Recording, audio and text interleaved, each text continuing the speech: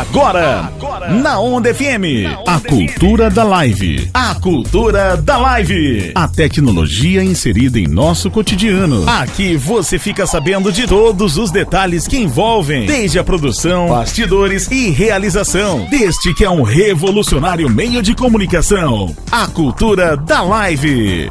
Olá, eu sou Paulo Torres e está começando o programa A Cultura da Live na Rádio Onda FM, a tecnologia inserida em nosso cotidiano. Este programa foi elaborado com o apoio da 5ª edição do Programa de Fomento ao Serviço de Radiodifusão Comunitária da cidade de São Paulo, Secretaria Municipal da Cultura. A Cultura da Live. Onda FM. Essa onda pega! No programa de hoje, lives educacionais com Cíntia Reis e Anderson Ferreira. O confinamento social intensificou no mundo todo o consumo de lives e também eventos realizados ao vivo nas redes sociais. Dessa forma, dar aula se tornou um desafio para os professores das redes pública e privada de ensino. Assim, a tecnologia foi ainda mais explorada também na educação dos brasileiros, desde o ensino primário a cursos superiores. Aos repórteres Kleber Souza e Felipe, os professores da rede pública e da rede privada de educação, Cíntia Reis e Anderson Ferreira, falaram sobre a adaptação ao novo método de aprendizagem. Para eles, a tecnologia surge como forma de complemento ao que já vem sendo feito na rede de educação. Então, vamos conferir. A Cultura da Live. Meu nome é Cíntia Reis, eu sou professora de História e Filosofia. E eu entrei na educação meio que por acaso. Eu já tinha 2 irmãos, professores, e começaram a me incentivar, porque eu não sabia o que fazer. Entrei no curso de História, me apaixonei, tive aí uns percalços, tive que me afastar um período, mas gostei muito do curso e voltei. Depois de formada, ainda fiquei 1 ano fora da escola, porque eu tinha medo. A gente ouve muita coisa no jornal, né, de agressão, de violência contra o professor. Então eu ainda fiquei fora da educação por 1 ano. Mas quando eu entrei na sala de aula, eu me apaixonei. Eu já não conseguia me ver fazendo outra coisa. E aí eu larguei um outro serviço que eu tinha e falei, não, é isso que eu quero para mim. Isso foi em 2012, então estou até hoje nessa brincadeira aí de lecionar. Bom, meu nome é Anderson, tenho 42 anos.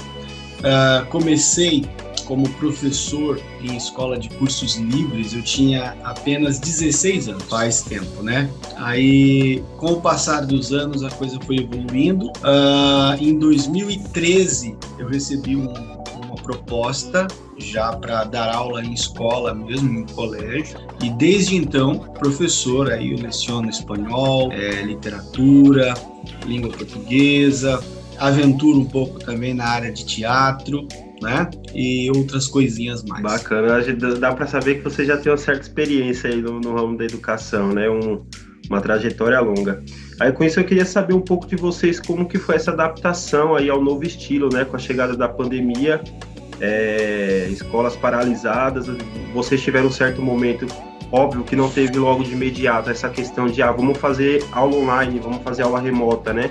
Teve todo um processo de adaptação, como que isso seria feito para os alunos. Alguns conseguiram fazer de forma imediata, sim. Alguns professores a gente sabe que resistiram a isso também. Eu queria saber como que foi isso para vocês, essa adaptação a esse estilo, né? Ok. A área da educação, como acredito eu, qualquer outra, você vai ter uma determinada quantidade de profissionais que estão mais acostumados a essa metamorfose, né? A se transformar, a mudar e a tentar algo novo. Até mesmo porque o aluno, enquanto indivíduo, ele te exige, e exige muito essa questão da inovação.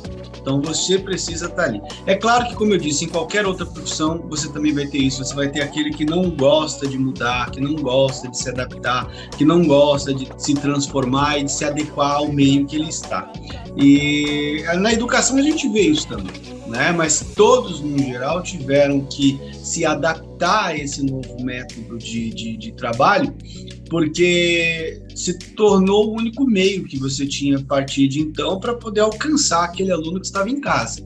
Mas é claro que muitos desafios apareceram a partir daí, né? Que quando você pressupõe uma aula online, você imagina que todos tenham o mesmo conhecimento, que todos tenham o mesmo equipamento, que tenham acesso à internet, dentre outras coisas. E a gente sabe muito bem que, na verdade, não é bem assim, né?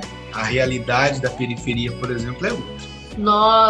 Eu dou aula tanto na rede pública quanto na rede privada, e essa realidade ficou muito evidente, essa diferença de realidade ficou muito evidente. No particular, a gente já começou meio que de imediato. Começou o processo de pandemia, já entramos no Google Sala de Aula, que era o movimento mais fácil. E aí fomos incluindo o Meet, a princípio algumas aulas, depois período integral, né? Já no Estado, isso na rede privada foi mais fácil, mas no Estado, como que eu acesso o meu aluno? Como que eu tenho acesso a ele? A gente sabe que o monte está aí mexendo com o Facebook, com o WhatsApp e tal, mas é uma rede 3G básica, ele não dá conta de uma aula online 6 horas por dia, não tem internet para isso, não tem um espaço adequado em casa, porque ele está estudando aqui, o irmão mais novo também está, e a mãe que está trabalhando em casa. Então a gente não tinha esse acesso ao aluno da rede pública tão facilmente. E aí foi a adaptação de WhatsApp, e-mail, Facebook. Eu passei atividade por Facebook, recebi atividade pelo Facebook, pelo WhatsApp, tudo que era possível, quase por sinal de fumaça, a gente recebia a atividade, porque realmente ficou nítido a dificuldade do aluno da rede pública, porque algumas pessoas não acreditam, mas a gente ainda tem muita gente sem acesso, né? Sem o básico para uma aula online, por exemplo. Então foi um momento de adaptação muito difícil. A gente entrava para trabalhar na frente do computador às 10 para 7 e às vezes saía às 10 da noite. De tanta coisa que tinha para fazer, porque a gente também teve que aprender, né, a mexer com o WhatsApp, com o Classroom, com o Meet, a programar uma aula, a fazer atividade, a fazer avaliação. Então o primeiro ano foi realmente exaustivo, porque a gente não ficou um dia sem trabalhar, mas a gente trabalhou o dobro, porque tinha que preparar a aula e tudo, né, o que está fazendo aqui, você sabe disso. O que a gente está fazendo aqui é uma coisa, mas toda a preparação que vem anteriormente. Então a gente cortou, como dizem, a gente cortou um dobrado para conseguir se readaptar e alcançar o aluno, porque o aluno está olhando para a gente, mas ele está em outra tela, ele está mexendo em outra guia, em outra aba, e você está lá explicando, viajando, e às vezes o aluno não está te acompanhando, né? Verdade, você tocou num ponto importante, que é essa questão da disparidade entre a rede particular e rede pública, né? A gente percebeu muito isso. Aí que eu queria entender de você, assim, ao meu ver, né, a gente fala muito em tecnologia e inovação, principalmente em escolas públicas, né? Só que a gente, na prática, isso é totalmente diferente, justamente por vários fatores aí que você citou, né?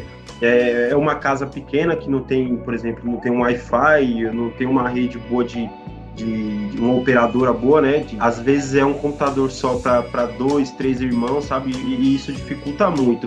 Eu queria entender de você se essa tecnologia, de certa forma, ela é bem explorada, né? Eu falo tecnologia assim, em questão das lives, uma aula remota para um aluno, por exemplo, que tenha mais dificuldade na aula presencial.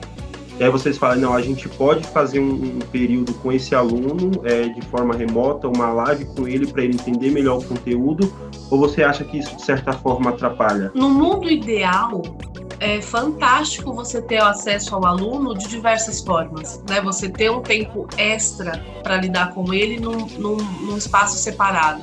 Na sala de aula ele vai ter vergonha de levantar a mão, ele tem vergonha de tirar a dúvida, e num momento assim, mais íntimo, mais individual, você consiga. Mas, por exemplo, a prefeitura ofereceu para os alunos equipamento, computadores, tablets. O Estado ofereceu chip com a internet, mas o aluno tinha que ter o celular dele ou um equipamento para que ele acessasse. Eu, como professora de história, você deve lembrar dos seus professores, a gente tem um posicionamento político muito forte. Às vezes é até difícil a gente separar isso um pouco na sala de aula, mas o centro de mídias, que foi o espaço usado pela rede do Estado para acessar o aluno, eu achei uma ideia muito interessante. É claro que ele foi colocado numa média, né? Ele não se preocupou tanto com todos os alunos. Se você acompanhou bem, se você não acompanhou, infelizmente, problema seu. Mas foi uma ideia muito interessante que não vai sair mais. Acho que até o governo vai utilizar isso como recuperação, porque é importante recuperar. Foram 2 anos quase que perdidos. O acesso à tecnologia é fundamental para a gente trabalhar com o aluno hoje, mas ele é oferecido de fato? O aluno ele vai ter acesso a isso? Porque na teoria, se você conseguir oferecer para todo mundo, é fantástico. Você tem a opção de recuperar o tempo perdido. Eu tenho utilizado muito videoaula para as minhas aulas para aproveitar. Tentei fazer um canal, criei um canal de história, mas dá muito trabalho editar tudo. Então você tem toda a pesquisa do que você vai dizer, criar o roteirinho do que você vai dizer e ainda editar. Meu editor aqui, ó, tá aqui para não me deixar mentir. É muito trabalhoso. Eu consegui fazer 3 vídeos. Tem gente me cobrando até hoje, volta. Eu quero voltar com o projeto. Porque é um jeito, às vezes o meu aluno, ele assiste uma videoaula, mas ele está acostumado com o meu jeito de falar. Então, quando ele assiste a minha videoaula, ele se identifica. Mas e o tempo? Eu trabalho em 2 escolas, né? Eu saio do particular, corro para a rede pública, ele trabalha em 2 escolas. É muito corrido. Eu acho que falta investimento no professor, né? Porque isso faz muita falta pra gente. E eu mandei áudio, assim, a pandemia toda. Olha, esse conteúdo você faz assim, você faz assado. Era sábado, era domingo, era feriado. Tanto para a rede pública quanto para a privada, mas principalmente para a pública, porque o aluno às vezes só tinha o WhatsApp. Então, olha, é assim, assim, assim, assim, assim, olha tal página, vê tal vídeo, não consegue ver vídeo, então eu vou te mandar um texto. O uso da tecnologia é fantástico, a gente só precisa que o governo faça um bom trabalho de levar a tecnologia para essas crianças, porque é uma utopia por enquanto, a gente sabe que isso vai demorar muito para acontecer. A gente percebe que as problemáticas elas foram se apresentando de uma maneira assim muito rápida, ou seja, os problemas durante a pandemia referentes à educação, eles foram surgindo de uma forma muito rápida. Era um aluno que não tinha internet, era uma escola que não tinha estrutura, era o professor que não tinha equipamento e as coisas iam acontecendo. E a burocracia das soluções oferecidas por parte do governo eram muito morosas, demorava demais, e a gente ficou um ano inteiro, o primeiro ano de pandemia, batendo cabeça no Estado para saber como que ia ser, né, basicamente, sem que aquilo de fato funcionasse. Como foi colocado agora, atrelar a educação e a tecnologia é inevitável, ou seja, dentro de um período curto de tempo daqui para frente, vocês vão poder observar que a tecnologia e a educação vão andar de mãos dadas, porque é fantástico você poder mostrar dentro de uma teoria de sala de aula, ali na hora para o aluno, o que você quer mostrar? Olha, é isso daqui, você abre a tela, é aquilo ali, você mostra lá. Então o aluno ele tem uma prontidão ali daquilo que você está explicando, ele recebe e assimila melhor a partir disso. E foi também para mim muito importante, e vou salientar isso, o envolvimento dos alunos, educação e tecnologia, ou seja, você une uma coisa que eles gostam dentro daquilo que é necessário e trazendo a utilização de uma forma coerente e correta, ou seja,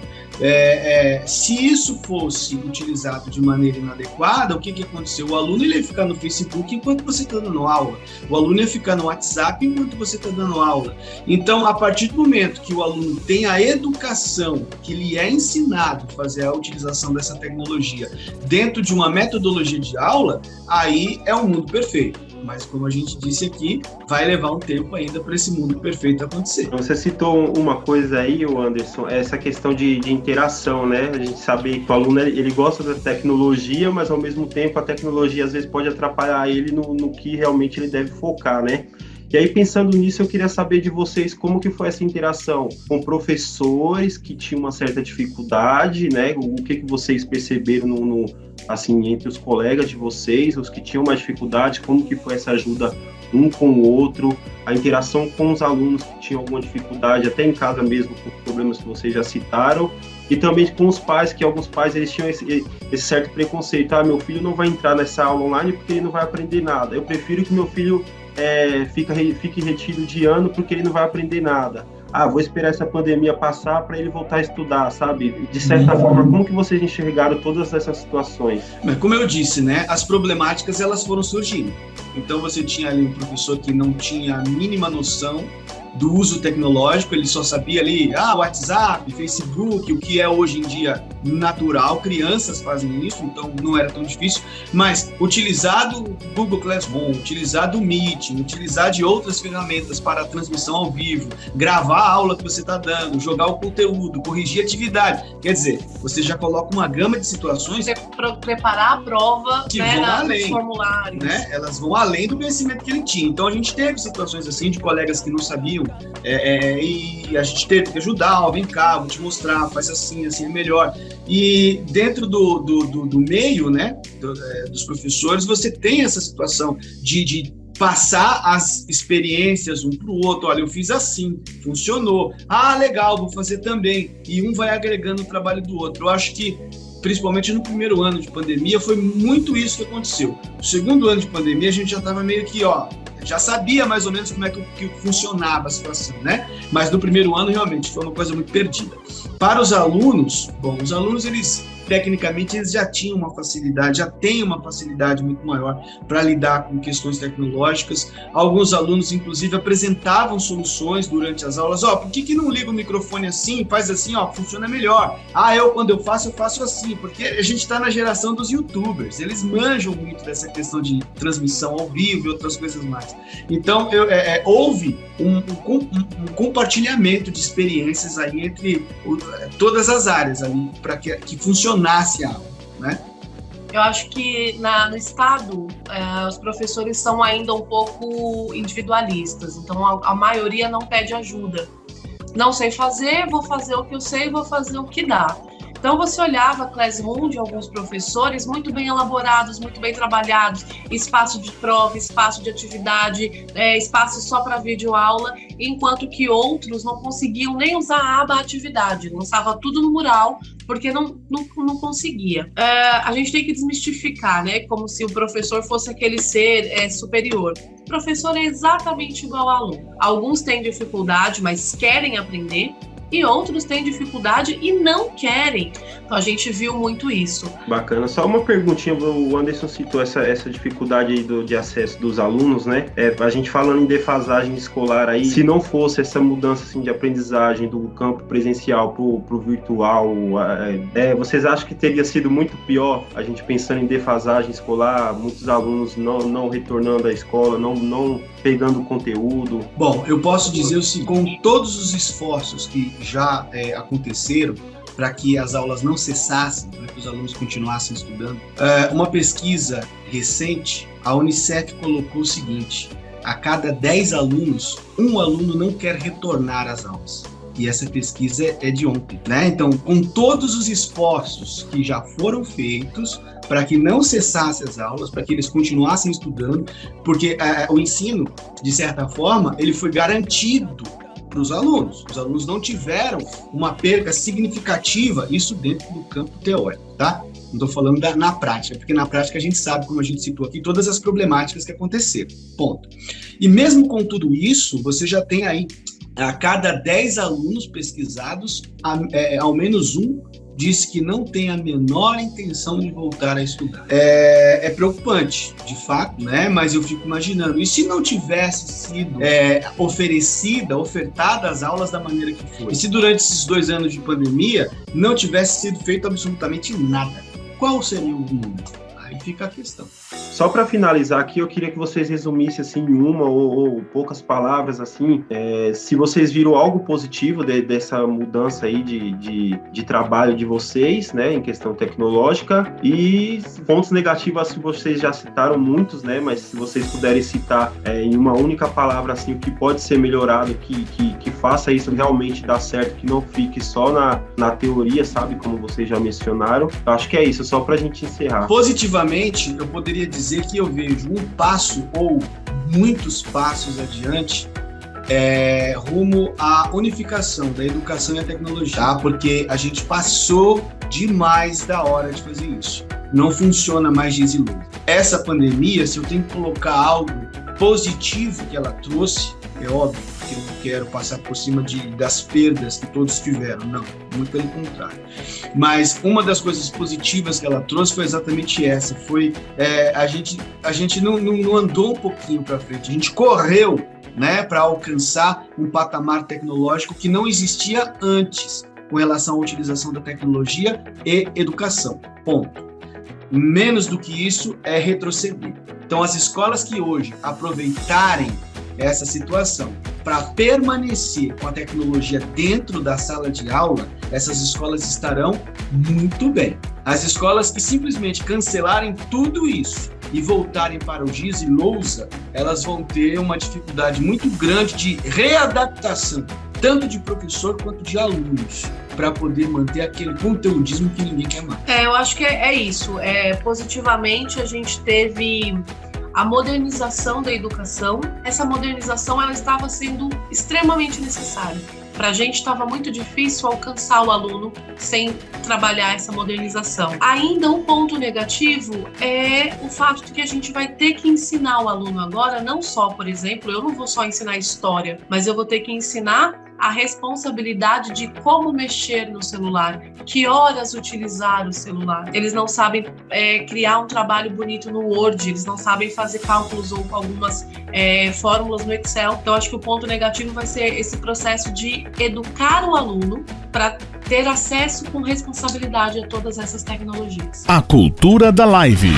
Onda FM. Essa onda pega. Siga nossas redes sociais. A nossa página no Facebook é Rádio Onda FM 87.5 SP. O Instagram é @OndaFM87. Nosso canal no YouTube é Onda FM 875. No TikTok, @OndaFM87. Continue ligado na Onda FM. No próximo programa tem muito mais. A cultura da live. A tecnologia inserida em nosso cotidiano. Essa onda pega. Você ouviu na Onda a cultura da live. A cultura da live. Onda FM. Essa onda pega. Este projeto foi realizado com apoio do Programa Municipal de Fomento aos Serviços de Radiodifusão Comunitária para a cidade de São Paulo. Secretaria Municipal da Cultura.